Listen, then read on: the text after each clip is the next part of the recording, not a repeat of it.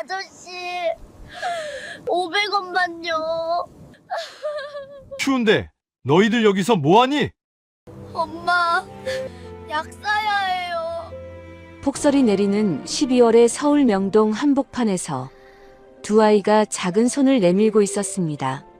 그때였습니다. 백만장자 회장의 눈에 한 아이의 목에 걸려있는 반지가 들어왔습니다. 그 금반지는 그가 이혼한 전처에게 선물했던 것과 똑같았어요. 너희 엄마는 어디 계시니?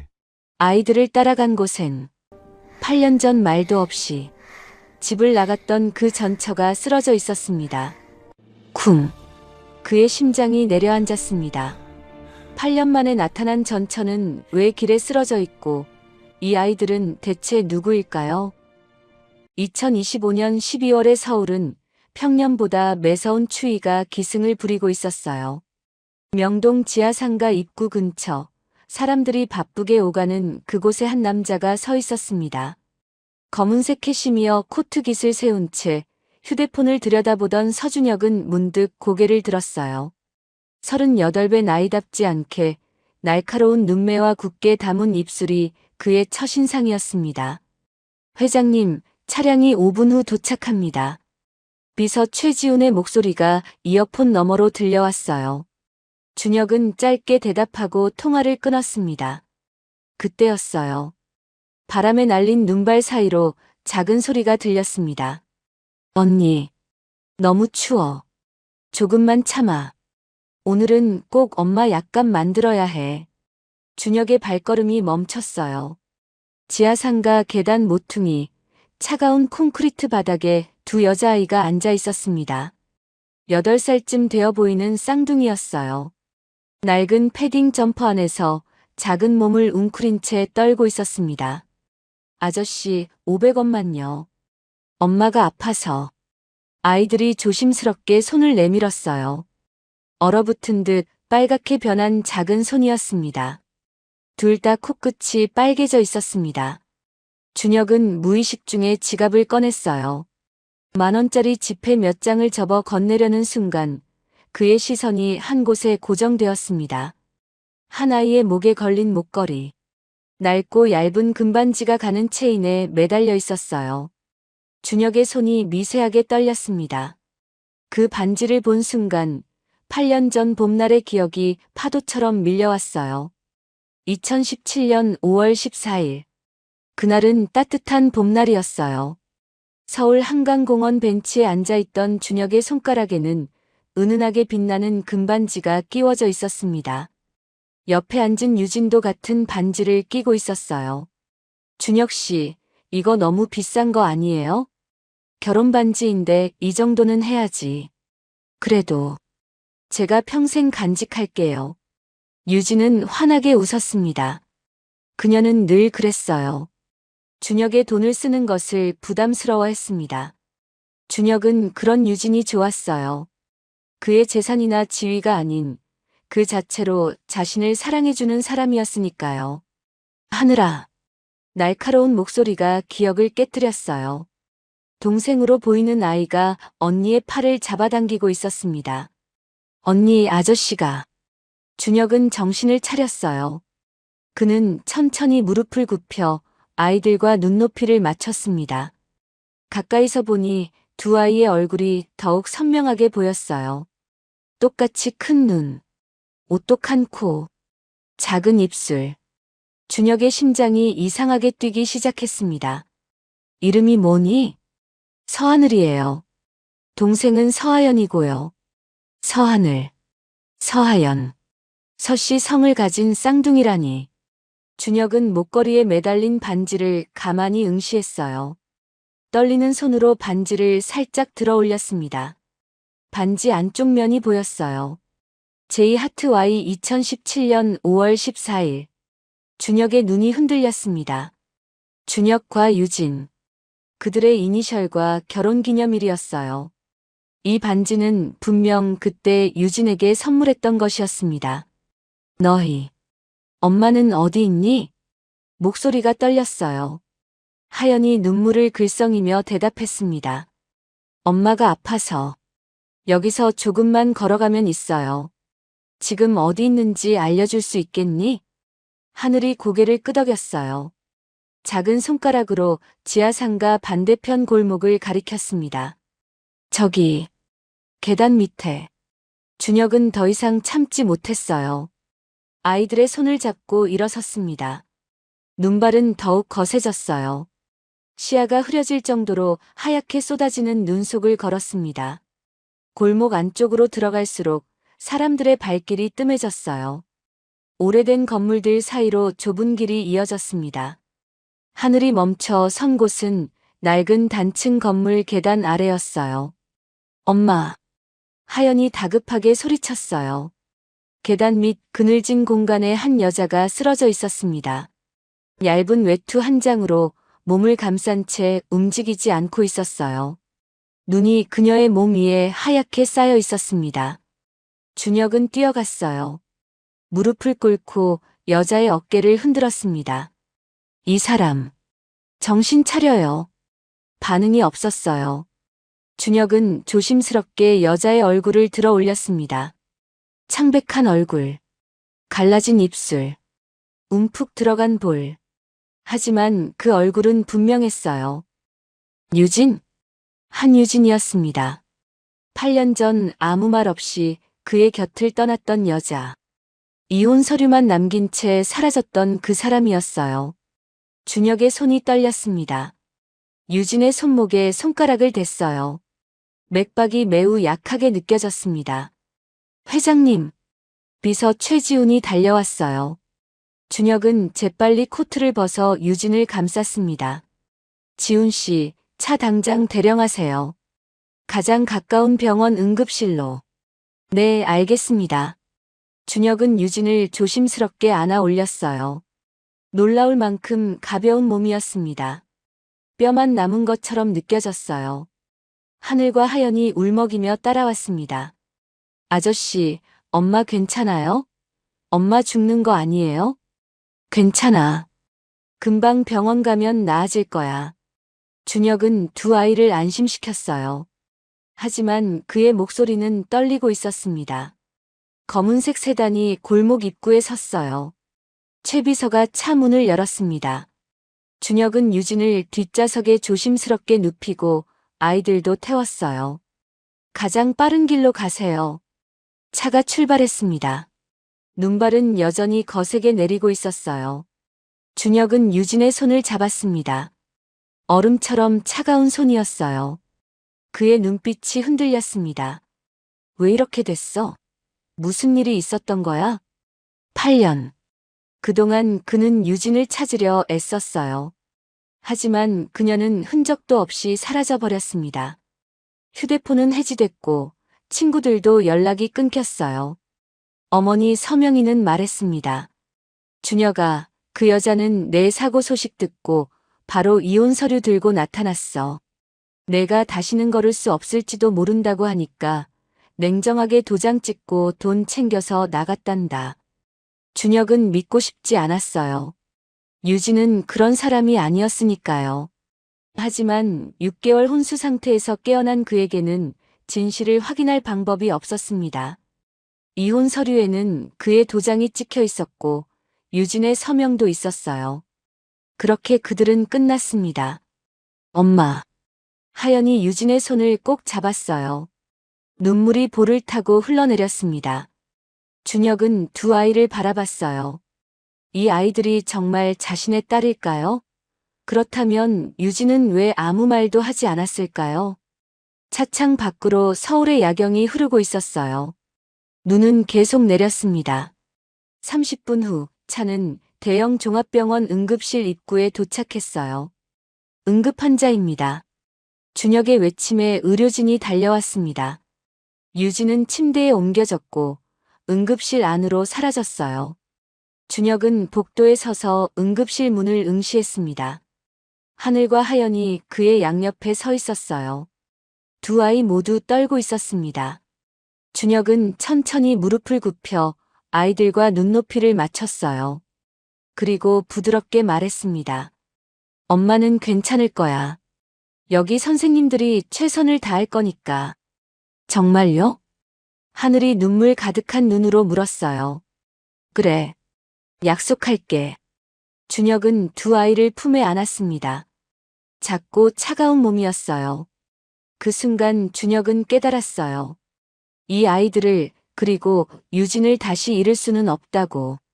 무슨 일이 있었는지, 왜 이렇게 됐는지는 나중에 밝혀낼 수 있어요. 지금 중요한 건 그들이 살아있다는 것이었습니다. 응급실 붉은 불빛이 계속 켜져 있었어요. 준혁은 창밖을 바라봤어요. 폭설은 여전히 맹렬하게 내리고 있었습니다. 응급실 치료실 안은 소독약 냄새와 기계음으로 가득했어요. 유진은 침대에 누운 채 링거를 맞고 있었습니다. 창백한 얼굴에 산소 마스크가 씌워져 있었어요. 의료진이 분주하게 움직이며 검사를 진행했습니다. 준혁은 투명한 유리 너머로 그 모습을 지켜봤어요. 주먹을 꽉 쥔 채 서 있었습니다. 회장님. 최 비서가 조심스럽게 다가왔어요. 손에는 따뜻한 커피 2잔과 아이들을 위한 핫초코가 들려 있었습니다. 고마워요. 준혁은 커피를 받았지만 마시지 않았어요. 시선은 여전히 유진에게 고정되어 있었습니다. 하늘과 하연은 복도 의자에 나란히 앉아 있었어요. 두 아이 모두 긴장한 표정으로 치료실을 바라보고 있었습니다. 아저씨. 하늘이 작은 목소리로 불렀어요. 응, 엄마. 정말 괜찮아지는 거죠? 준혁은 고개를 끄덕였습니다. 그럼. 여기 선생님들이 최선을 다하고 계셔. 그때 치료실 문이 열렸어요. 의사가 나왔습니다. 40대 중반쯤 되어 보이는 남자였어요. 보호자분이신가요? 네, 그렇습니다. 환자분은 심한 탈수와 저체온증, 그리고 영양실조 상태입니다. 다행히 생명에는 지장이 없어요. 하지만 정밀 검사가 필요할 것 같습니다. 준혁의 표정이 굳었어요. 영양실조요? 네. 오랫동안 제대로 식사를 하지 못하신 것 같습니다. 일단 수액 치료를 하고 내일 아침에 추가 검사를 진행하겠습니다. 의사는 차트를 확인하며 덧붙였어요. 일반 병실로 옮기겠습니다. 이틀 정도는 입원 관찰이 필요합니다. 알겠습니다. 감사합니다. 준혁은 깊게 숨을 내쉬었어요. 다행이었습니다. 조금만 늦었어도 어떻게 됐을지 모를 일이었어요. 1시간 후 유진은 3층 일반 병실로 옮겨졌습니다. 깨끗한 2인실이었어요. 창밖으로는 여전히 눈이 내리고 있었습니다. 준혁은 병실 의자에 앉아 유진을 지켜봤어요. 하늘과 하연은 침대 옆에서 엄마의 손을 꼭 잡고 있었습니다. 엄마, 일어나. 하연이 속삭였어요. 그 순간이었습니다. 유진의 눈꺼풀이 미세하게 떨렸어요. 천천히 눈을 뜬 그녀는 흐릿한 시선으로 주위를 둘러봤습니다. 엄마. 두 아이가 동시에 외쳤어요. 유진은 딸들을 보며 희미하게 미소 지었습니다. 그러다 시선이 준혁에게 닿는 순간 그녀의 표정이 굳었어요. 왜 여기 계세요? 목소리는 쉬어 있었지만 차가웠습니다. 준혁은 당황했어요. 하지만 침착하게 대답했습니다. 길에서 쓰러진 당신을 발견했어요. 병원으로 데려왔고요. 유진은 천천히 몸을 일으켰어요. 링거줄이 달그락거렸습니다. 감사합니다. 하지만 이제 괜찮으니 돌아가셔도 됩니다. 냉정한 말투였어요. 준혁의 눈빛이 흔들렸습니다. 유진 씨, 더 이상 저희와는 관계없는 분이시잖아요. 신경 쓰지 마세요. 유진은 고개를 돌렸어요. 딸들에게만 시선을 고정한 채 말했습니다. 하늘아, 하연아. 우리 나가야 돼. 엄마 안 돼. 선생님이 이틀 있어야 된대. 하늘이 급하게 말했어요. 그때 병실 문이 열렸습니다. 준혁 오빠. 밝은 목소리와 함께 한 여자가 들어왔어요. 20대 후반으로 보이는 세련된 여자였습니다. 명품 가방을 든 그녀는 환한 미소를 지으며 준혁에게 다가왔어요. 김서윤. 준혁의 약혼녀였습니다. 오빠, 최 비서한테 연락받고 깜짝 놀랐어요. 응급실에 계시다길래. 서윤은 말을 멈췄어요. 병실 안 상황을 파악한 그녀의 얼굴이 차갑게 굳었습니다.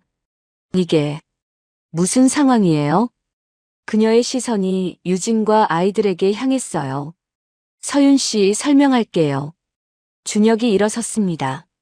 하지만 서윤은 이미 유진 쪽으로 걸어가고 있었어요. 오빤 원래 이렇게 마음이 약하세요. 길거리 거지들 병원까지 데려다 주시고. 서윤의 목소리는 날카로웠어요. 서윤 씨. 준혁이 제지했지만 소용없었습니다. 아줌마, 병원비 청구는 제대로 될 거예요. 걱정 마세요. 우리 오빠가 착하다고 해서 계속 얹혀 있으면 안 되죠. 유진은 아무 말도 하지 않았어요. 그저 딸들을 꼭 안고 있었습니다. 하늘과 하연은 겁에 질린 표정으로 서윤을 바라봤어요.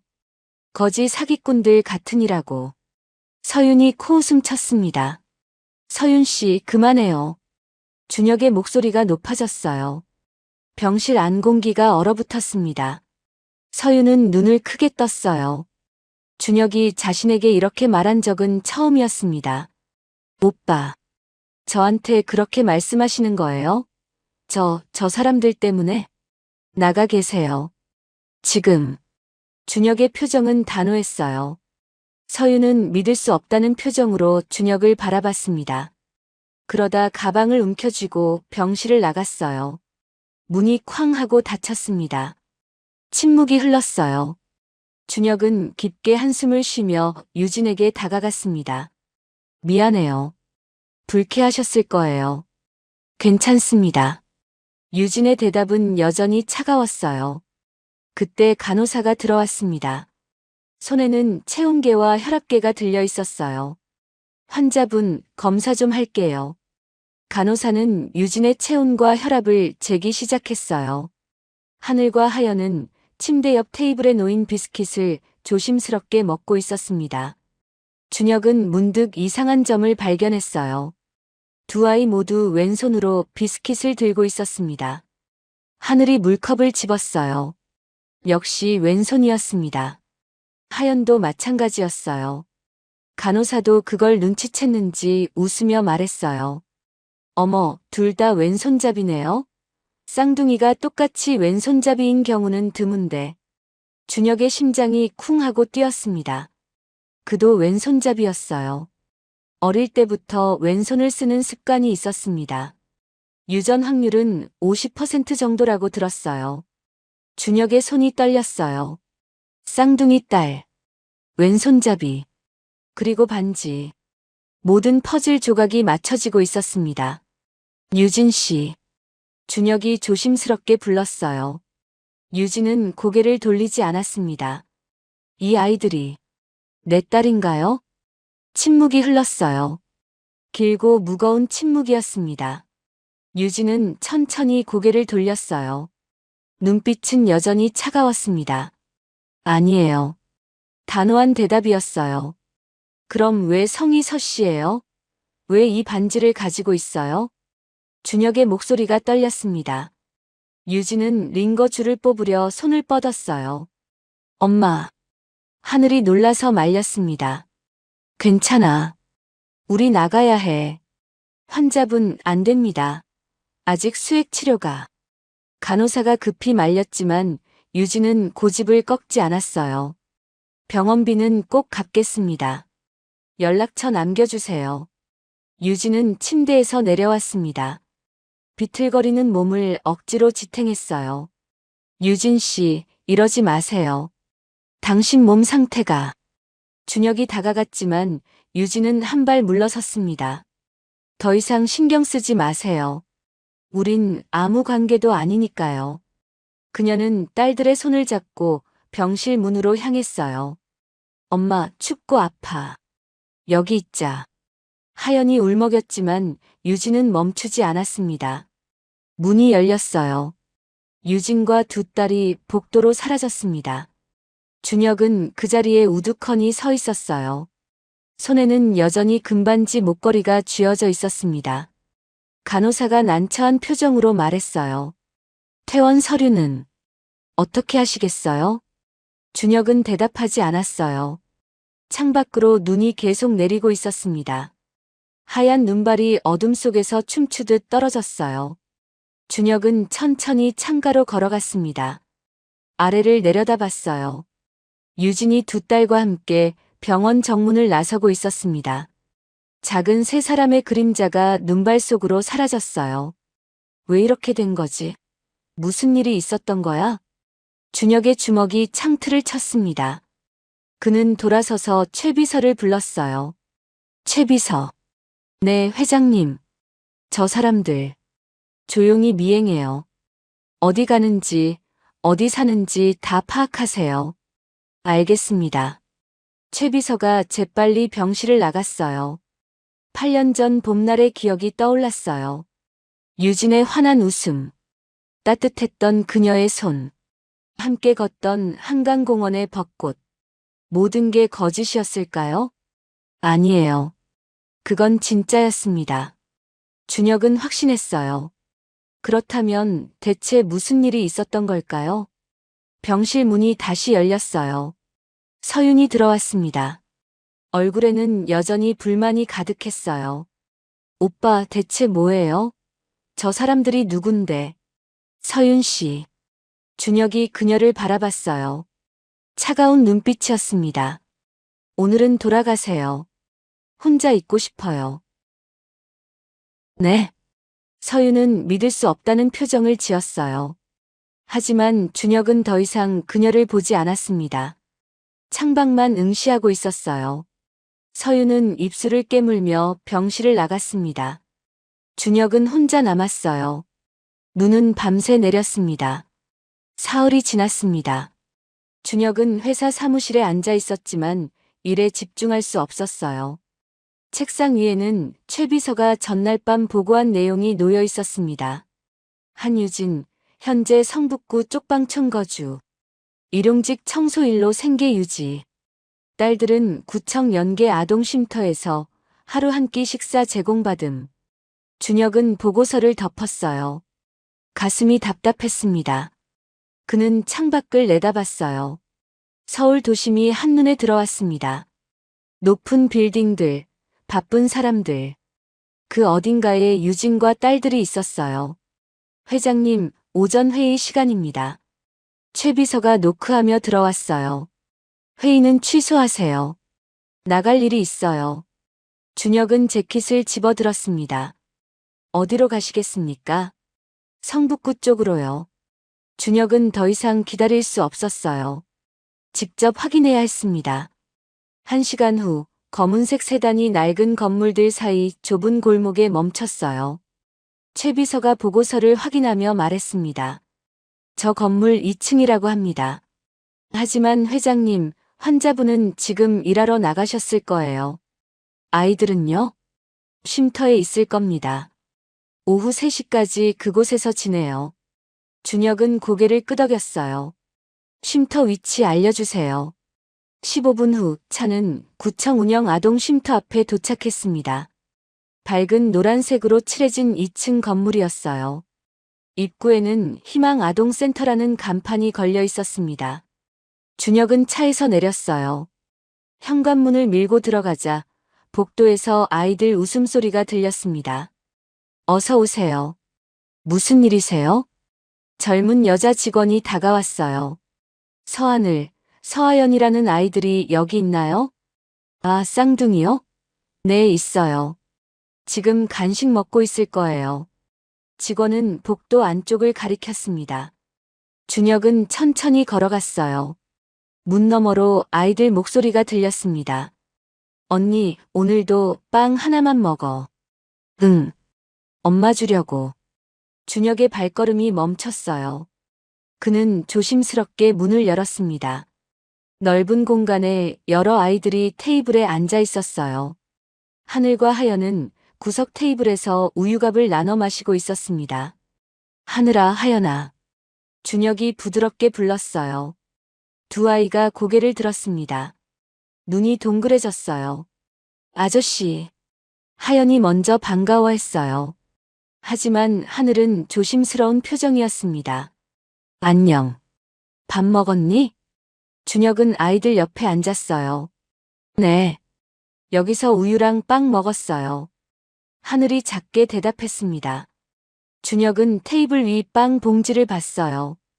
아이들은 각자 빵 하나씩만 먹은 것 같았습니다. 남은 빵 2개가 조심스럽게 쌓여 있었어요. 너희, 배고프지 않니? 아니에요. 우린 괜찮아요. 하늘이 고개를 저었어요. 준혁의 가슴이 먹먹했습니다. 점심 먹으러 갈래? 맛있는 거 사줄게. 하연이 눈을 반짝였어요. 하지만 언니를 보며 참았습니다. 아저씨, 왜 우리한테 잘해주세요? 하늘이 조심스럽게 물었어요. 준혁은 잠시 망설였습니다. 그리고 솔직하게 대답했어요. 너희가 마음에 들어서. 하늘은 여전히 의심스러운 표정이었어요. 하지만 하연이 언니 손을 잡아당겼습니다. 언니 배고파. 가자. 결국 하늘도 고개를 끄덕였어요.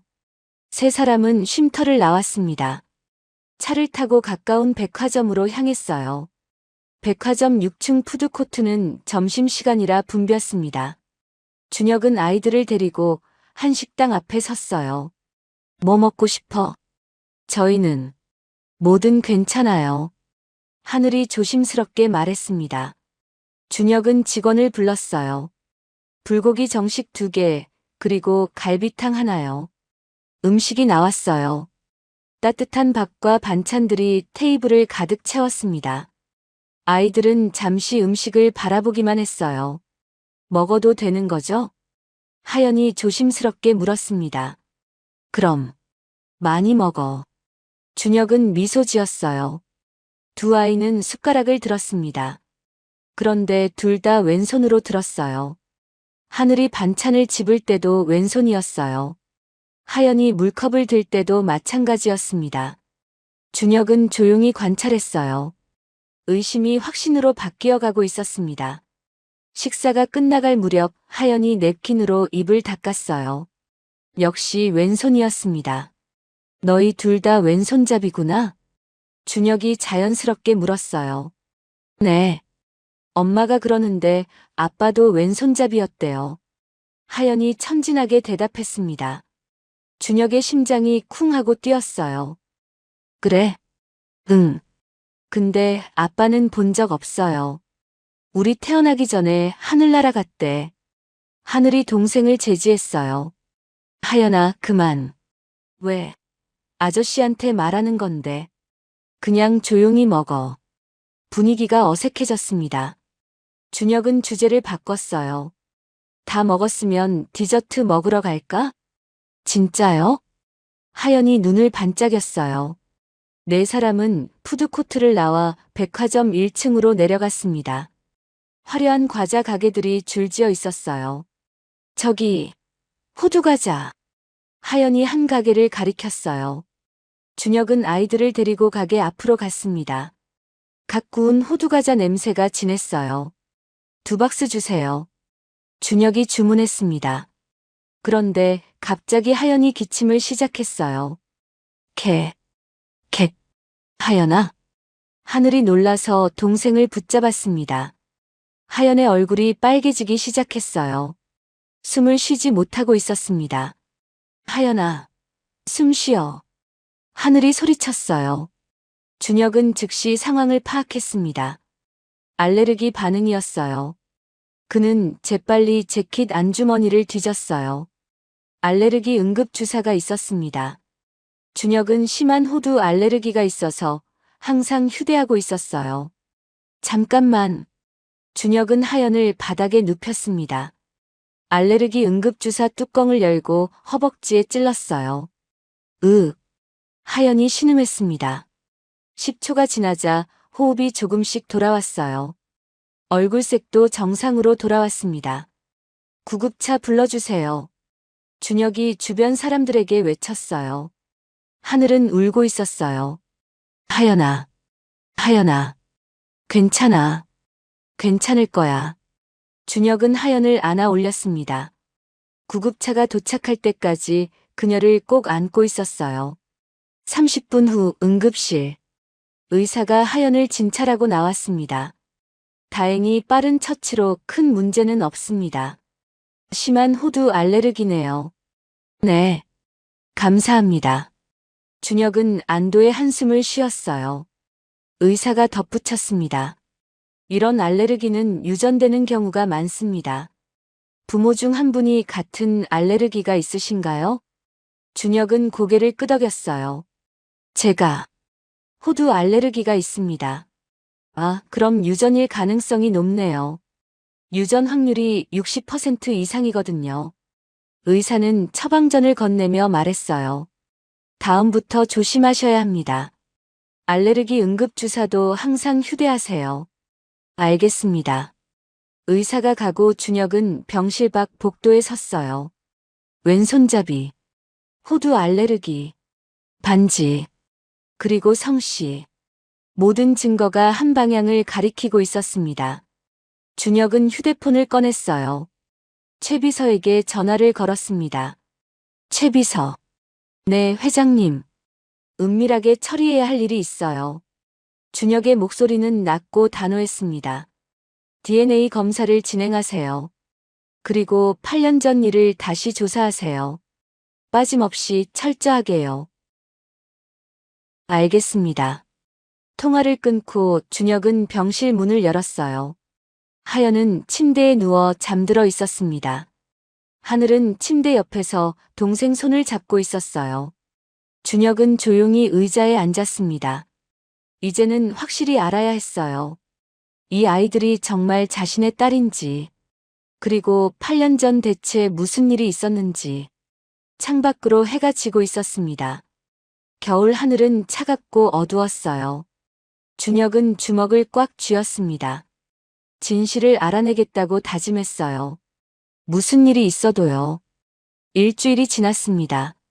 준혁은 사무실 책상 앞에 앉아 있었어요. 책상 위에는 두꺼운 봉투가 놓여 있었습니다. 최 비서가 어제 전달한 조사 결과였어요. 준혁은 천천히 봉투를 열었습니다. 여러 장의 서류가 들어 있었어요. 첫 번째 서류. 병원 기록. 2017년 6월 15일 서준혁 교통사고로 중환자실 입원. 대형 트럭과의 정면 충돌. 두개골 골절, 뇌출혈. 준혁의 손이 떨렸어요. 8년 전 그날의 기억이 되살아났습니다. 그날은 금요일이었어요. 유진과 주말 여행을 약속한 날이었습니다. 준혁은 일찍 퇴근하려고 차를 몰고 있었어요. 신호등이 파란불로 바뀌었습니다. 준혁은 교차로에 진입했어요. 그때였어요. 왼쪽에서 대형 트럭이 빨간불을 무시하고 돌진해 왔습니다. 쾅! 충격음과 함께 세상이 뒤집혔어요. 그리고 암흑이었습니다. 준혁이 다시 눈을 떴을 때는 6개월이 지난 후였어요. 병실 천장이 보였습니다. 온몸에 튜브가 연결되어 있었어요. 준혁아. 어머니 명희가 침대 곁으로 달려왔습니다. 눈물을 흘리고 있었어요. 엄마. 목소리가 제대로 나오지 않았어요. 아무 말 하지 마. 천천히 회복하면 돼. 명희는 아들의 손을 꼭 잡았습니다. 준혁은 병실을 둘러봤어요. 유진이 보이지 않았습니다. 유진이는 그 여자 얘기는 하지 마. 명희의 목소리가 차갑게 식었어요. 왜요? 유진이 어디 있어요? 떠났어. 내 사고 소식 듣고 바로 이혼 서류 들고 나타났단다. 준혁은 믿을 수 없었어요. 그럴 리 없어요. 유진이는 여기 봐. 이혼 서류야. 내 도장도 다 찍혀 있어. 명희가 서류를 내밀었습니다.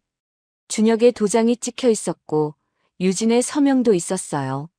내가 혼수 상태일 때 법원에서 특별 절차로 진행했어. 그 여자가 원했어. 돈 50억 받고 깨끗하게 나갔단다. 준혁은 고개를 저었어요. 하지만 서류는 진짜였습니다. 그날 이후 준혁은 유진을 찾으려 했어요. 하지만 그녀는 흔적도 없이 사라졌습니다. 준혁은 현재로 돌아왔어요. 두 번째 서류를 펼쳤습니다. 병원 CCTV 복원 기록이었어요. 2017년 6월 20일 중환자실 복도 영상 복원 완료. 최 비서가 메모를 남겼어요. 회장님, 반드시 직접 확인하셔야 할 영상이 있습니다. 준혁은 노트북을 켰습니다. USB를 꽂았어요. 영상이 재생되기 시작했습니다. 2017년 6월 20일 중환자실 병실. 화면 속에 혼수 상태의 준혁이 누워 있었어요. 각종 생명 유지 장치가 연결되어 있었습니다. 문이 열렸어요. 유진이 들어왔습니다. 배가 불러 있었어요. 임신 사실을 숨기고 있었지만 옷 위로도 배가 드러났습니다. 유진은 준혁의 손을 잡고 울고 있었어요. 준혁 씨, 일어나요. 제발. 그때 병실 문이 다시 열렸습니다. 명희가 들어왔어요. 손에는 서류 봉투를 들고 있었습니다. 어머님. 유진이 일어섰어요. 어머님이라고 부르지 마세요. 우린 이제 남이 될 테니까. 명희는 차갑게 말했습니다. 무슨 말씀이세요? 이혼하세요. 지금 당장. 명희가 서류를 테이블에 던졌어요. 어머님, 저는 50억 줄게요. 그 돈 받고 깨끗하게 사라지세요. 유진은 고개를 저었습니다. 싫어요. 저는 준혁 씨를 사랑해요. 돈 같은 건. 그럼 준혁이는 죽어요. 명희의 목소리는 냉혹했어요. 유진의 얼굴이 창백해졌습니다. 라고요? 생명유지장치. 내가 끊을 수 있어요. 나는 대주주이자 이 병원 최대 후원자거든요. 명희는 생명유지장치 쪽으로 걸어갔어요. 손을 뻗었습니다. 안 돼요. 유진이 소리쳤어요. 그럼 서명하세요. 지금 당장. 유진은 떨리는 손으로 배를 감쌌습니다. 눈물이 흘러내렸어요. 제발. 제발요. 시간 없어요. 10초 드릴게요. 명희가 생명유지장치 스위치에 손을 댔습니다. 하나, 둘, 셋. 알겠어요. 유진이 무너져 내렸어요. 바닥에 주저앉아 흐느꼈습니다. 서명. 할게요. 그러니 제발 준혁 씨는 현명한 선택이에요. 명희는 서류와 펜을 유진에게 내밀었어요. 유진은 떨리는 손으로 펜을 잡았습니다. 눈물이 서류 위로 떨어졌어요. 서명이 끝났습니다. 명희는 혼수 상태의 준혁 손에 강제로 도장을 찍었어요. 그리고 서류를 챙겨 나갔습니다. 유진은 그 자리에 주저앉아 한참을 울었어요. 그러다 천천히 일어나 준혁에게 다가갔습니다. 미안해요. 정말 미안해요. 유진은 배를 쓰다듬었어요. 우리 아기.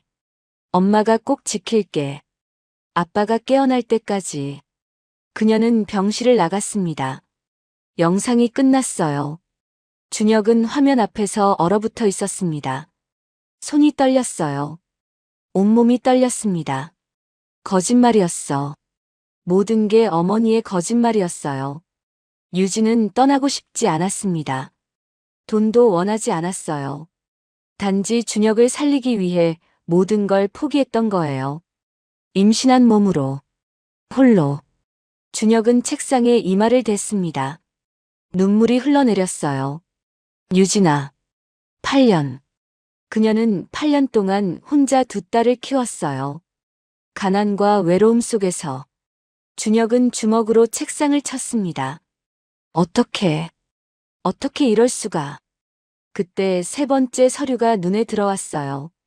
DNA 검사 결과였습니다. 준혁은 떨리는 손으로 봉투를 뜯었어요. 친자 확률 99.99%. 하늘과 하연. 두 아이는 분명히 준혁의 딸이었습니다. 준혁은 의자에서 일어났어요. 비틀거렸습니다. 책상을 잡고 겨우 중심을 잡았어요. 가슴이 찢어지는 것 같았습니다. 그는 창밖을 바라봤어요. 서울의 야경이 보였습니다. 어딘가에 유진과 딸들이 있었어요. 휴대폰이 울렸어요. 최 비서였습니다. 회장님, 긴급 상황입니다. 무슨 일이에요? 한유진 씨가 쓰러져서 병원에 실려갔습니다. 준혁의 심장이 멎는 것 같았어요. 어느 병원이에요? 서울대병원 응급실입니다. 지금 바로 출발하시죠. 당장 차 대세요. 준혁은 재킷을 집어들고 사무실을 뛰쳐나갔어요. 엘리베이터를 기다릴 수 없었습니다. 계단으로 내려갔어요. 주차장에서 차가 대기하고 있었어요. 준혁은 뒷좌석에 탔습니다. 빨리 가세요. 차가 출발했어요. 서울 시내를 가로질러 달렸습니다. 준혁은 주먹을 꽉 쥐었어요. 제발, 제발 무사해야 해. 40분 후 차는 병원 응급실 입구에 도착했어요. 준혁은 뛰어내려 응급실 안으로 달려갔습니다. 간호사에게 물었어요. 한유진이라는 환자 어디 있어요? 3번 치료실입니다. 준혁은 복도를 달렸어요. 치료실 앞에 하늘과 하연이 서 있었습니다. 두 아이 모두 울고 있었어요. 아저씨. 하연이 준혁을 보고 달려왔어요. 엄마가. 준혁은 두 아이를 안았습니다. 괜찮아. 엄마는 괜찮을 거야. 그때 치료실 문이 열렸어요. 의사가 나왔습니다. 준혁은 아이들을 놓고 의사에게 다가갔어요. 환자는 어떻습니까? 의사의 표정이 무거웠어요. 보호자분이신가요? 네, 그렇습니다. 환자분은 말기 간부전입니다. 준혁의 몸이 얼어붙었어요. 말기요? 네. 이미 상당히 진행된 상태예요. 지금 당장 간 이식이 필요합니다. 그렇지 않으면 의사는 말을 멈췄어요. 얼마나 시간이 있습니까? 길어야 석 달입니다. 세상이 무너져 내리는 것 같았어요. 준혁은 치료실 문을 바라봤습니다. 투명한 유리 너머로 유진이 보였어요. 창백한 얼굴, 산소 마스크, 링거. 그녀는 눈을 감고 있었습니다. 준혁의 눈에서 눈물이 흘러내렸어요. 내가 늦었어. 너무 늦게 알았어. 준혁은 병원 복도 의자에 앉아 있었어요. 의사가 방금 전한 말이 귓가에 맴돌았습니다. 말기 간부전. 석 달. 하늘과 하연은 준혁 양옆에 앉아 있었어요. 두 아이 모두 울음을 그친 후였습니다. 작은 손으로 눈물 자국을 닦고 있었어요. 아저씨. 하늘이 조심스럽게 불렀습니다. 응? 엄마. 죽는 거예요? 준혁은 대답할 수 없었어요. 목이 메었습니다. 하연이 언니 손을 잡았어요.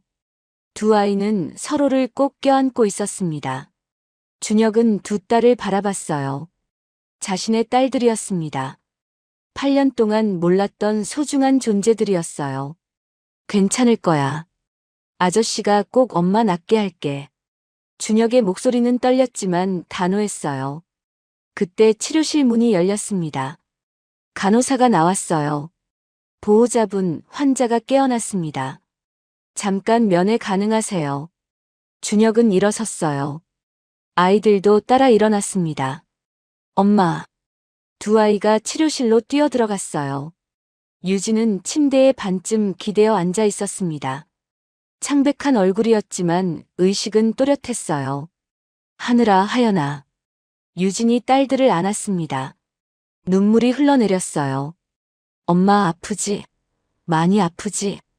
하연이 물었어요. 아니야. 괜찮아. 유진은 억지로 미소 지었습니다. 준혁은 문 앞에 서서 그 모습을 지켜봤어요. 가슴이 찢어지는 것 같았습니다. 유진이 고개를 들었어요. 준혁과 눈이 마주쳤습니다. 왜? 또 오셨어요? 여전히 차가운 목소리였어요. 당신 상태를 들었어요. 준혁이 침대 쪽으로 걸어갔습니다. 그게 당신과 무슨 상관인가요? 유진은 고개를 돌렸어요. 유진 씨, 우리 얘기 좀 합시다. 할 얘기 없어요. 그냥 가주세요. 이 아이들이 내 딸이라는 거 알고 있어요. 유진의 몸이 굳었습니다. 준혁은 주머니에서 서류를 꺼냈어요. DNA 검사 결과였습니다. 친자 확률 99.99%. 하늘이와 하연이는 내 딸이에요. 유진은 아무 말도 하지 않았어요. 그리고 8년 전 일도 다 알았어요. 어머니가 당신을 협박했다는 것도요. 유진의 눈이 흔들렸습니다. 병원 CCTV 영상을 복원했어요. 어머니가 생명유지장치를 끊겠다고 위협하는 장면. 당신이 임신한 몸으로 울며 서명하는 장면. 다 봤어요. 눈물이 유진의 뺨을 타고 흘러내렸어요. 이제 알았으니까 어쩌시게요? 당신을 살려야죠. 우리 딸들의 엄마니까. 너무 늦었어요. 유진의 목소리는 작았어요. 늦지 않았어요. 간 이식하면 돼요. 돈이 없어요. 수술비 많이 나올 텐데. 내가 다 낼게요. 그리고 준혁은 잠시 망설였습니다. 내 간을 줄게요. 검사해보면 맞을 거예요. 유진이 고개를 들었어요. 놀란 표정이었습니다. 무슨 말을. 당신을 살려야 해요. 딸들을 위해서라도. 그때 최 비서가 치료실 문을 노크했어요. 회장님, 급한 일이 생겼습니다. 준혁은 밖으로 나갔어요. 복도에서 최 비서가 작은 공책을 건넸습니다. 이게 뭐죠? 하늘 양과 하연 양의 그림 일기장입니다. 쉼터 직원이 전해줬어요. 준혁은 공책을 펼쳤어요. 첫 장. 어린아이의 그림이 있었습니다. 큰 집 앞에 서 있는 할머니 그림이었어요. 말풍선이 그려져 있었습니다. 너희는 죄인이야. 엄마 때문에 아빠가 죽었어. 준혁의 손이 떨렸어요. 다음 장을 넘겼습니다. 할머니가 엄마한테 나쁜 말 했어요. 엄마가 울었어요. 또 다음 장. 할머니가 우리한테 오지 말래요. 우리는 존재하면 안 되는 아이들이래요. 준혁의 시야가 흐려졌어요. 공책을 쥔 손이 부들부들 떨렸습니다. 언제? 이런 일이. 작년 봄이라고 합니다. 한유진 씨가 딸들을 데리고 회장님 댁을 찾아갔었나 봅니다. 준혁은 기억났어요. 작년 봄 그는 해외 출장 중이었습니다. 집에는 어머니만 있었어요. 명희 여사께서 쫓아내셨다고 합니다. 경비원을 불러서요. 준혁은 공책을 덮었어요. 온몸이 떨렸습니다. 최 비서, 차 대세요. 어디로 가시겠습니까? 집으로요. 30분 후 차는 준혁의 저택 앞에 섰습니다. 고급 주택가의 대형 저택이었어요. 정원이 넓게 펼쳐져 있었습니다. 준혁은 차에서 내려 현관문을 열었어요. 어머니. 거실에 명희가 앉아 있었습니다. 티타임을 즐기고 있었어요. 준혁아 왔구나. 무슨 일이니 이렇게 급하게. 명희는 태어났어요. 준혁은 그림 일기장을 테이블 위에 던졌습니다. 이게 뭡니까? 명희는 공책을 집어들었어요. 펼쳐보더니 표정이 굳었습니다. 이게 어떻게? 제 딸들이 쓴 일기예요. 어머니가 뭐라고 했는지 다 나와 있어요. 준혁아 이건 죄인이라고 하셨죠? 존재하면 안 되는 아이들이라고요? 준혁의 목소리가 높아졌어요. 나는 내 앞날을 위해서. 내 앞날? 제 인생을 망쳐놓고 무슨 앞날이에요. 명희가 일어섰습니다. 준혁아 진정해라. 그 여자는 내 수준에 맞지 않았어. 평범한 집안 출신에. 그래서 협박하셨어요? 생명유지장치 끊겠다고. 명희의 얼굴이 하얗게 변했어요. 그것도 알고 있구나. CCTV 영상 다 봤어요. 임신한 유진이 울면서 서명하는 것. 어머니가 제 손에 강제로 도장 찍는 것. 전부요. 침묵이 흘렀어요. 명희는 천천히 앉았습니다. 나는 내가 더 나은 사람을 만나길 바랐어. 김서윤 같은. 유진보다 나은 사람은 없어요. 그 사람은 제 목숨을 위해 모든 걸 포기했어요. 돈도 사랑도 행복도. 준혁의 눈에서 눈물이 흘러내렸어요. 그리고 8년 동안 혼자 두 딸을 키웠어요. 쪽방촌에서 굶으면서요. 준혁아, 이제 유진은 말기 간부전이에요. 석 달밖에 못 산대요. 명희의 표정이 흔들렸습니다. 그게 정말이니? 네. 어머니가 만드신 결과예요. 준혁은 돌아섰어요. 다시는 제 인생에 간섭하지 마세요. 유진과 딸들에게도 절대 접근하지 마시고요. 준혁아, 엄마는 이제 어머니가 아니에요. 준혁은 저택을 나왔습니다. 차에 타자마자 그는 무너져 내렸어요. 회장님, 최 비서가 걱정스럽게 불렀습니다. 준혁은 고개를 숙였어요. 두 손으로 얼굴을 감쌌습니다. 다 내 잘못이야. 목소리가 떨렸어요. 내가 어머니를 믿었어. 유진이 날 버렸다고 믿었어. 그래서 찾지도 않았어. 눈물이 손가락 사이로 흘러내렸습니다. 8년이야. 8년 동안 유진과 딸들이 고생했어. 내 딸들이 할머니한테 죄인이라는 소리를 들었어. 준혁은 흐느꼈어요. 최 비서는 아무 말도 하지 못했습니다. 한참이 지나고 준혁은 고개를 들었어요. 눈은 빨갛게 충혈되어 있었지만 눈빛은 단호했습니다. 최 비서. 네, 회장님. 간 적합성 검사 예약하세요. 내일 당장요. 알겠습니다. 그리고 김서윤에 대한 조사도 시작하세요. 뭔가 있을 거예요. 준혁은 창밖을 바라봤어요. 이번엔 내가 지킬 거야. 무슨 일이 있어도. 차는 다시 병원을 향해 출발했습니다. 저녁 해가 서쪽으로 기울고 있었어요. 붉은 노을이 하늘을 물들이고 있었습니다. 준혁은 주먹을 꽉 쥐었어요. 절대 포기하지 않겠다고 다짐했습니다.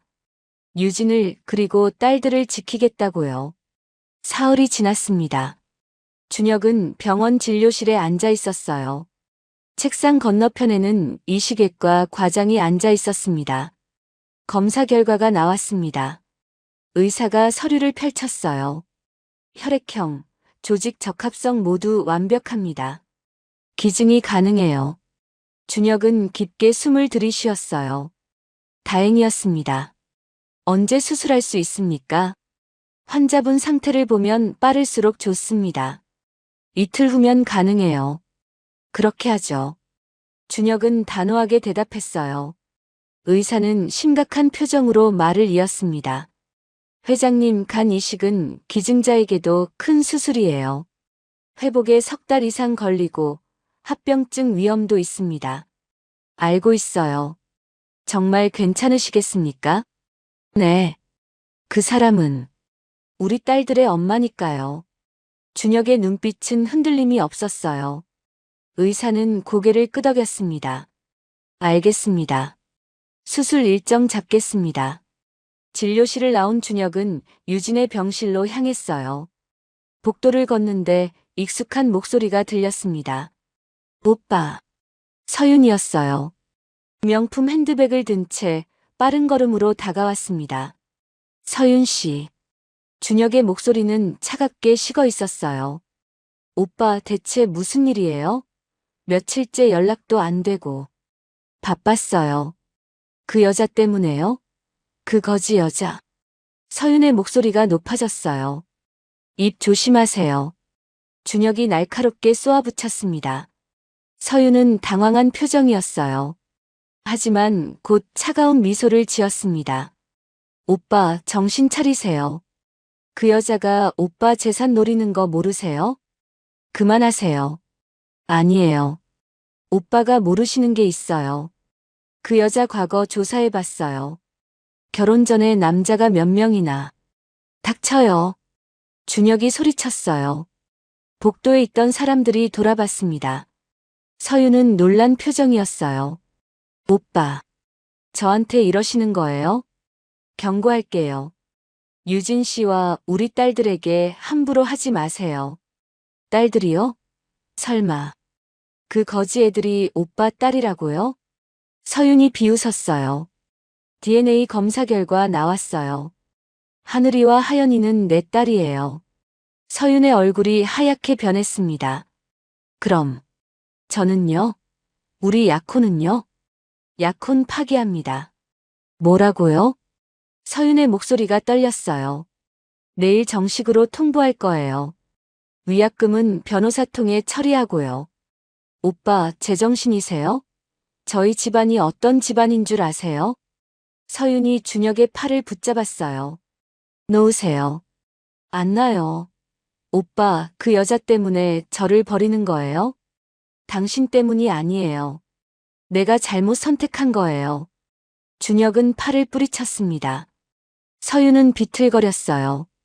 눈에 분노가 치솟았습니다. 좋아요. 그렇게 나오시는 거죠? 그녀는 휴대폰을 꺼냈어요. 언론에 다 폭로할 거예요. 오빠가 전처와 사생아들 때문에 약혼녀를 버렸다고. 둘 다 사회적으로 매장시켜 드릴게요. 준혁은 침착하게 대답했어요. 그러세요. 하지만 그 전에 이것부터 보시죠. 준혁은 태블릿을 꺼냈습니다. 화면을 서윤에게 보여줬어요. 이게 뭐예요? 서윤의 얼굴이 창백해졌어요. 화면에는 회계장부와 거래 내역이 가득했습니다. 당신 아버지 회사 자금 횡령 증거예요. 60억 정도 되네요. 준혁의 목소리는 차가웠어요. 어떻게 이걸 조사하면 다 나와요. 페이퍼 컴퍼니 만들어서 자금 빼돌린 것, 해외 계좌로 송금한 것, 전부요.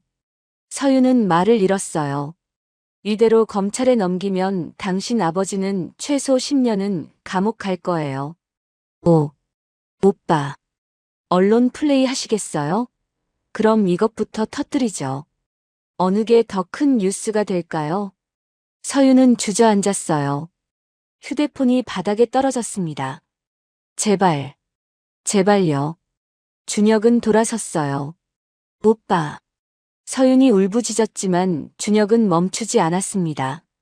복도 끝에서 최 비서가 기다리고 있었어요. 잘 처리하셨습니다, 회장님. 서윤 씨 동향 계속 파악하세요. 무슨 짓 할지 모르니까요. 알겠습니다. 준혁은 유진의 병실 문을 열었어요. 유진은 침대에 앉아 창밖을 보고 있었습니다. 하늘과 하연은 학교에 간 시간이었어요. 유진 씨. 유진이 고개를 돌렸어요. 여전히 창백한 얼굴이었습니다. 검사 결과 나왔어요. 뇌간이 맞아요. 유진의 눈이 흔들렸어요. 이틀 후 수술 들어갑니다. 안 돼요. 유진이 고개를 저었습니다. 당신까지 위험해질 수 없어요. 간 이식은 기증자도 위험한 수술이에요. 알고 있어요. 그럼 왜? 당신을 살려야 하니까요. 준혁은 침대 옆 의자에 앉았어요. 딸들에겐 엄마가 필요해요. 그리고 나한테도 당신이 필요해요. 준혁 씨. 유진의 눈에 눈물이 고였어요. 미안해요. 너무 늦게 알았어요. 8년 동안 당신이 얼마나 힘들었는지. 준혁의 목소리가 떨렸습니다. 어머니가 한 일도 알았어요. 당신을 협박한 것. 딸들한테 한 말들. 다요. 눈물이 유진의 뺨을 타고 흘렀어요. 괜찮아요. 이제 다 지나간 일이에요. 아니에요. 괜찮지 않아요. 준혁은 유진의 손을 잡았습니다. 여전히 차가운 손이었어요. 하지만 이제부터는 달라질 거예요. 내가 당신 곁에 있을 거예요. 딸들 곁에도요. 수술이 성공할 거예요. 우리 둘 다 살아남을 거예요. 준혁은 유진의 손을 꼭 쥐었어요. 함께 살아남자고요. 딸들을 위해서. 유진은 더 이상 참지 못하고 흐느꼈어요. 8년 동안 쌓였던 모든 고통이 눈물로 흘러나왔습니다. 준혁은 그녀를 안았어요. 처음으로 안았습니다. 미안해요. 정말 미안해요. 준혁도 눈물을 흘렸어요. 창밖으로 겨울 햇살이 들어왔습니다. 차가운 햇살이었지만 따뜻하게 느껴졌어요. 이틀 후면 수술이었어요. 두 사람 모두 위험한 수술이었습니다. 하지만 준혁은 두렵지 않았어요. 유진을 지킬 수 있다면 무엇이든 할 수 있었으니까요. 병실 문이 열렸어요. 하늘과 하연이 방과 후에 돌아왔습니다. 엄마, 아빠. 하연이 달려왔어요. 처음으로 준혁을 아빠라고 불렀습니다. 준혁의 가슴이 뭉클했어요. 하늘도 조심스럽게 다가왔어요. 아빠, 정말 엄마 낫게 해줄 수 있어요? 그럼, 약속할게. 준혁은 두 딸을 안았습니다. 네 사람은 서로를 꼭 안고 있었어요. 수술실 앞복도. 최비서는 벽에 기대어 서 있었어요. 시계를 보니 새벽 4시였습니다. 수술이 시작된 지 8시간째였어요. 수술실 문 앞에는 하늘과 하연이 의자에서 졸고 있었습니다. 두 아이는 서로 기대어 잠들어 있었어요. 최비서는 아이들에게 담요를 덮어주었습니다. 그때 수술실 문이 열렸어요. 집도이가 마스크를 벗으며 나왔습니다. 피곤한 얼굴이었지만 미소를 짓고 있었어요. 수술 성공했습니다. 최비서는 안도의 한숨을 쉬었어요. 두 분 다 괜찮으신가요? 네. 이식된 간이 잘 작동하고 있어요. 기증자분도 안정적입니다. 하루 이틀이 고비인데 잘 넘기실 것 같아요. 감사합니다, 선생님. 최비서는 잠든 아이들을 깨웠어요. 하늘아, 하연아. 일어나. 두 아이가 눈을 떴습니다. 엄마. 엄마는요? 하연이 급하게 물었어요. 수술 잘 끝났어. 아빠도 엄마도 다 괜찮으셔. 하늘이 눈물을 흘렸어요. 하연도 울기 시작했습니다. 정말요? 정말 다 괜찮은 거예요? 그래. 이제 괜찮아. 최비서는 두 아이를 안아주었어요. 일주일이 지났습니다. 준혁은 중환자실에서 일반 병실로 옮긴 지 사흘째였어요. 침대에서 일어나 앉을 수 있을 정도로 회복되었습니다. 유진도 옆 병실에서 빠르게 회복하고 있었어요. 준혁은 병실 창가에 서서 서울 전경을 바라보고 있었습니다. 수술 부위가 아팠지만 참을 만했어요. 최비서가 병실로 들어왔습니다. 회장님, 몸 상태는 어떠십니까? 많이 좋아졌어요. 이제 움직일 만해요. 무리하시면 안 됩니다. 알아요. 그런데 이사회는 언제로 잡았나요? 내일 오후 2시입니다. 정말 괜찮으시겠습니까? 준혁은 고개를 끄덕였어요. 미룰 수 없어요. 빨리 정리해야 해요. 준비된 자료는 모두 챙겨놨습니다. 고마워요, 지훈 씨. 다음 날 오후 회사 대회의실. 이사들이 모두 모여 있었어요. 명희도 참석해 있었습니다. 그녀는 준혁이 참석한다는 소식을 듣고 놀란 표정이었어요. 준혁은 천천히 걸어 들어왔습니다. 최비서가 옆에서 부축하고 있었어요. 얼굴은 여전히 창백했지만 눈빛은 단호했습니다. 회의 시작하겠습니다. 준혁이 자리에 앉으며 말했어요. 움직일 때마다 통증이 왔지만 표정 하나 바꾸지 않았습니다. 오늘 안건은 명예회장 서명혜 씨의 직위 박탈 및 주식 매각 건입니다. 명희가 벌떡 일어났어요. 준혁아, 이게 무슨... 앉으세요. 준혁의 목소리는 차갑게 식어 있었어요. 8년 전 당신이 한 일을 이 사진 여러분께 보여드리겠습니다. 화면에 CCTV 영상이 재생되기 시작했어요. 생명유지장치를 끊겠다고 협박하는 명희. 임신한 유진이 울며 서명하는 장면. 혼수 상태의 준혁 손에 강제로 도장을 찍는 장면. 회의실이 술렁였습니다. 이것은 명백한 협박과 사문서 위조입니다. 준혁이 다음 자료를 보여줬어요. 그리고 작년 봄 명예회장은 제 친딸들에게 죄인, 존재해선 안 될 아이들이라는 폭언을 했습니다. 여기 아이들이 직접 쓴 일기가 있습니다. 이사들의 표정이 굳어졌어요. 기업 이미지를 생각해서라도 이런 분을 명예회장으로 둘 수 없습니다. 준혁아. 명희가 소리쳤어요. 나는 내 엄마야. 엄마는 자식을 지키는 사람이에요. 자식의 인생을 망치는 사람이 아니고요. 준혁의 목소리는 흔들림이 없었어요. 투표하겠습니다.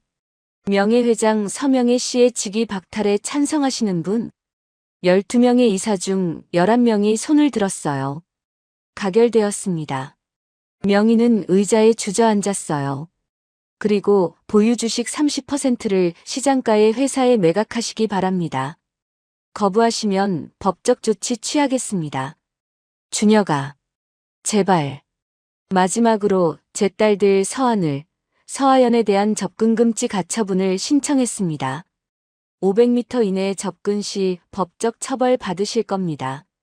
준혁은 천천히 일어섰어요. 다리가 떨렸지만 참았습니다. 회의 끝입니다. 그는 회의실을 나갔습니다. 최 비서가 재빨리 부축했어요. 회장님 괜찮으십니까? 병원 돌아가죠. 복도를 걸으며 준혁은 뒤를 돌아봤어요. 회의실 문 너머로 명희의 흐느끼는 소리가 들렸습니다. 가슴 한편이 아팠어요. 그래도 어머니였으니까요. 하지만 준혁은 고개를 저었습니다. 딸들을 위해서는 단호해야 했어요.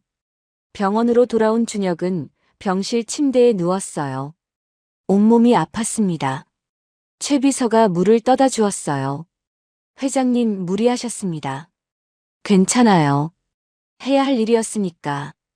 준혁은 천천히 물을 마셨어요. 김서윤 씨 건은 어떻게 됐나요? 사기죄로 검찰 기소되었습니다. 아버지 회사 횡령 건도 추가 수사 중이고요. 그렇군요. 합의 요청이 계속 들어오는데 어떻게 하시겠습니까? 거절하세요.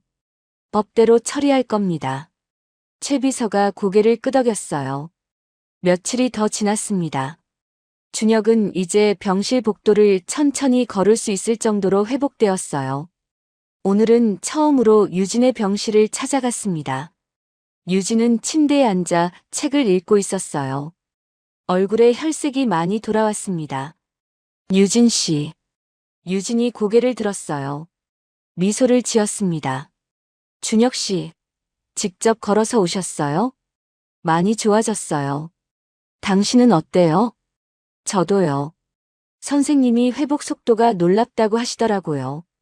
준혁은 병실 의자에 조심스럽게 앉았어요. 다행이네요. 두 사람은 잠시 침묵했어요. 하지만 불편한 침묵이 아니었습니다. 준혁 씨, 이사회 일 들었어요. 유진이 조심스럽게 말을 꺼냈어요. 저 때문에 어머니와 당신 잘못이 아니에요. 준혁은 고개를 저었습니다. 해야 할 일이었어요. 우리 딸들을 위해서. 힘드셨죠? 솔직히 쉽진 않았어요. 준혁은 창밖을 바라봤어요. 하지만 후회는 없어요. 딸들이 더 이상 상처받지 않게 해야 했으니까. 유진의 눈에 눈물이 고였어요. 고마워요. 정말 고마워요. 그때 병실 문이 열렸어요. 하늘과 하연이 뛰어들어왔습니다. 손에는 그림을 들고 있었어요. 엄마, 아빠. 두 아이는 그림을 펼쳐 보였습니다. 네 사람이 손을 잡고 있는 그림이었어요. 위에는 밝은 태양이 그려져 있었습니다. 우리 가족이에요. 하연이 자랑스럽게 말했어요. 준혁과 유진은 서로를 바라봤어요. 둘 다 눈물을 참고 있었습니다. 예쁘다. 정말 예쁜 그림이네. 창밖으로 따뜻한 봄 햇살이 비쳐 들어왔습니다. 겨울은 끝나고 있었어요. 새로운 시작이 다가오고 있었습니다. 석 달이 지났습니다. 봄은 완연했어요. 겨울 내내 얼어붙었던 땅에서 새싹이 돋아나고 있었습니다. 준혁은 침대에서 일어나 창문을 열었어요. 따뜻한 봄바람이 얼굴을 스쳤습니다. 아빠, 일어났어요? 하연이 방문을 열고 들어왔어요. 순백색 드레스를 입고 있었습니다. 어머, 우리 딸 공주님 같네. 오늘 엄마 아빠 결혼식이잖아요. 하연은 빙글 돌며 드레스 자락을 펼쳐 보였어요. 준혁은 무릎을 굽혀 딸과 눈높이를 맞췄습니다. 아빠가 제일 예쁜 공주님 딸 둘이나 있어서 행복해. 언니도 같은 드레스 입었어요. 하늘이 방으로 들어왔어요. 역시 순백색 드레스를 입고 있었습니다. 두 아이는 똑같이 예쁜 쌍둥이 공주였어요. 오늘 우리가 꽃잎 뿌리는 거예요. 하연이 작은 바구니를 들어 보였습니다. 장미 꽃잎이 가득 담겨 있었어요. 잘 부탁해, 우리 딸들. 준혁은 두 딸을 안았습니다. 오후 2시, 서울 근교의 야외 정원. 하늘이 펼쳐져 있었어요. 따뜻한 봄 햇살이 정원을 비추고 있었습니다. 하얀 천으로 장식된 의자들이 줄지어 놓여 있었어요. 앞쪽에는 꽃으로 장식된 아치가 세워져 있었습니다. 하객들이 자리에 앉기 시작했어요. 회사 임직원들, 친구들, 그리고 유진과 딸들을 도왔던 쉼터 직원들도 왔습니다. 최 비서가 준혁 옆에 섰어요. 회장님 준비되셨습니까? 네. 이제 시작할 수 있어요. 준혁은 턱시도를 입고 있었습니다. 석 달 전보다 훨씬 건강해 보였어요. 수술 자국은 남아 있었지만 그는 개의치 않았습니다. 음악이 흐르기 시작했어요. 하늘과 하연이 먼저 걸어 나왔습니다. 두 아이는 바구니에서 장미 꽃잎을 뿌리며 천천히 걸었어요. 우리 진짜 가족이야. 하연이 환하게 웃으며 외쳤습니다. 하객들이 미소 지었어요. 박수 소리가 터져 나왔습니다. 그리고 유진이 나타났어요. 순백색 웨딩드레스를 입은 그녀는 아름다웠습니다. 석 달 전 창백했던 얼굴은 온데간데 없었어요. 건강한 혈색이 돌고 있었습니다. 준혁의 눈에 눈물이 고였어요. 유진은 천천히 걸어왔습니다. 준혁 앞에 섰어요. 두 사람은 서로를 바라봤습니다. 유진 씨. 네, 준혁 씨. 이번엔 다시는 놓지 않을게요. 준혁의 목소리가 떨렸어요. 저도요. 이번엔 끝까지 함께 할게요. 유진의 눈에서도 눈물이 흘러내렸습니다. 주례가 말했어요. 두 분은 8년 전에도 이 자리에 섰습니다. 하지만 운명은 두 분을 갈라놓았어요. 주례는 잠시 멈췄다가 계속했습니다. 그러나 진정한 사랑은 시간도 고통도 이겨냅니다. 두 분은 다시 이 자리에 섰어요. 이번엔 두 예쁜 딸과 함께요. 하객들이 박수를 쳤어요. 서준혁 씨, 한유진 씨를 평생의 반려자로 맞이하시겠습니까? 네, 맹세합니다. 한유진 씨, 서준혁 씨를 평생의 반려자로 맞이하시겠습니까? 네, 맹세합니다. 그럼 이제 반지를 교환하시기 바랍니다. 준혁은 유진의 손가락에 반지를 끼워 주었어요. 유진도 준혁의 손가락에 반지를 끼워 주었습니다. 이제 입맞춤 하셔도 좋습니다. 준혁은 유진을 끌어안았어요. 부드럽게 입맞춤했습니다. 하객들의 박수와 환호성이 터져 나왔어요. 하늘과 하연이 엄마 아빠에게 달려왔습니다. 엄마, 아빠. 네 사람은 서로를 꼭 안았어요. 꽃잎이 바람에 날려 그들 위로 흩날렸습니다. 결혼식이 끝나고 피로연이 시작되었어요. 하객들은 음식을 먹으며 축하 인사를 건넸습니다. 최 비서가 준혁에게 다가왔어요. 회장님 명예 여사께서 정원 밖에 계십니다. 준혁은 고개를 돌렸어요. 정원 입구 멀리 명희가 서 있었습니다. 그녀는 초라한 옷차림이었어요. 더 이상 화려한 명품은 걸치지 않고 있었습니다. 준혁과 눈이 마주쳤어요. 명희는 고개를 숙였습니다. 그리고 천천히 돌아서서 걸어갔어요. 준혁은 그 뒷모습을 지켜봤습니다. 가슴 한편이 아팠어요. 준혁 씨.